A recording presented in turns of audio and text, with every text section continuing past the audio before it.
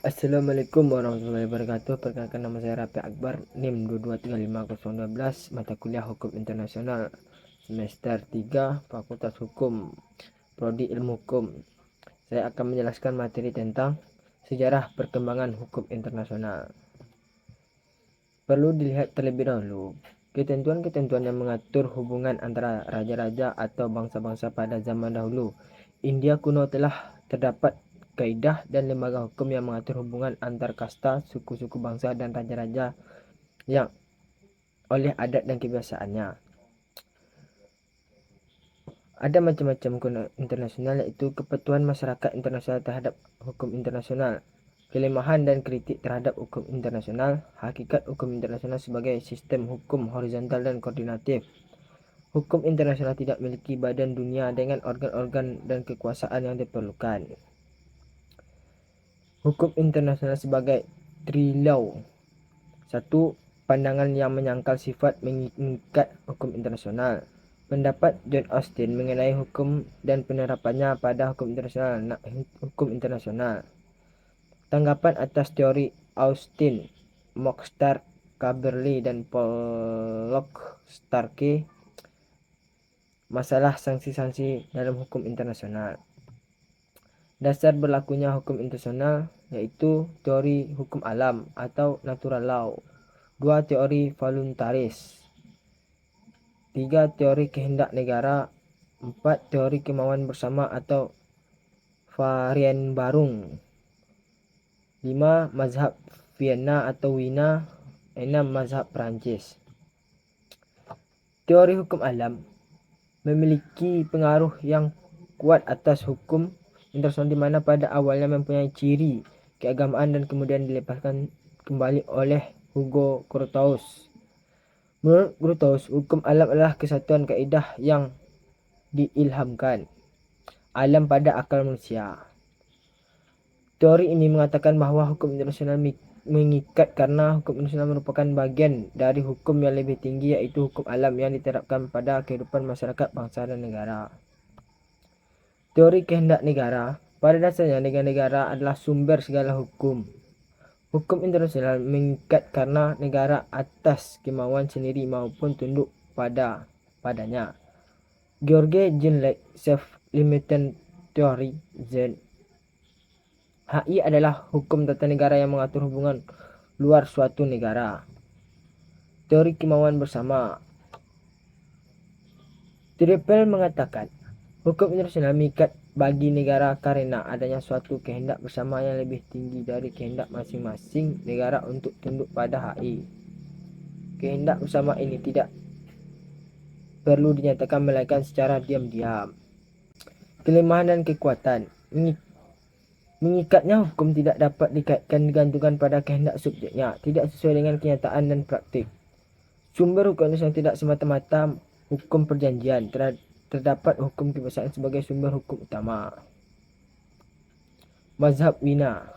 Kekuatan yang mengikat hukum internasional didasarkan pada kaedah yang lebih tinggi hingga sampai pada kaedah dasar atau Grundnorm.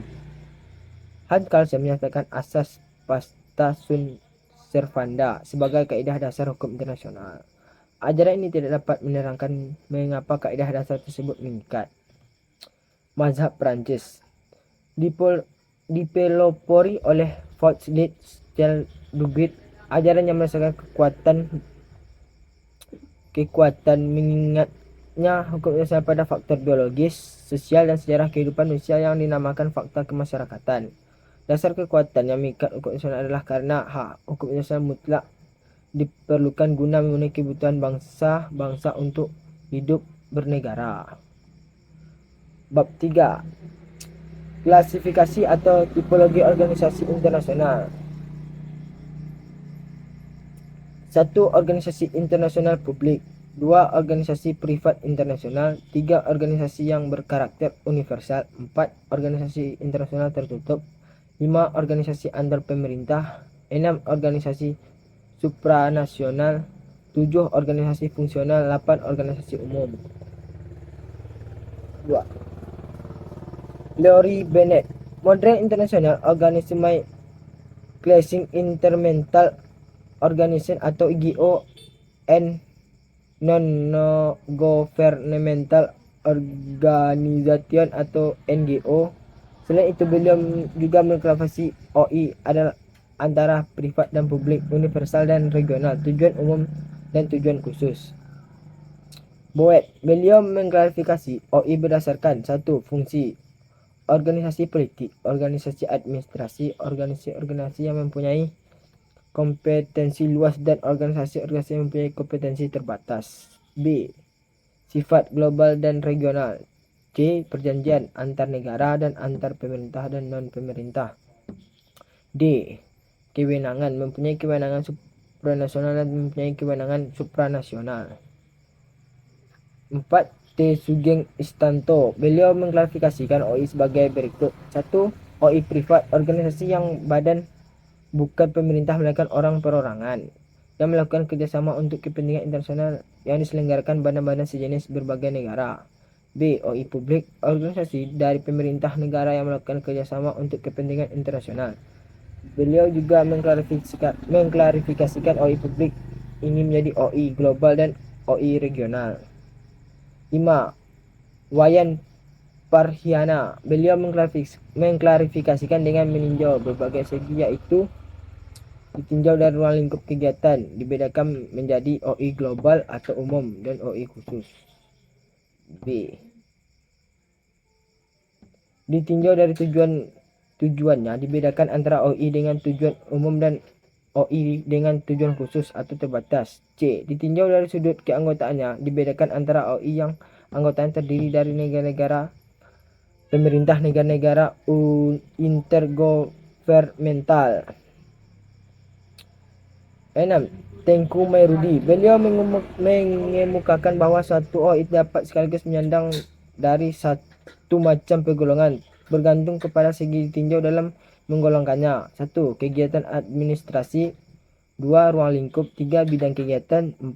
Tujuan dan luas bidang kegiatan organisasi. 5. Ruang lingkup wilayah. 6. Menurut taraf kewenangan. 7. Fungsi organisasi. Demikianlah pemaparan materi yang dapat saya sampaikan. Lebih dan kurang saya mohon maaf. Wassalamualaikum warahmatullahi wabarakatuh.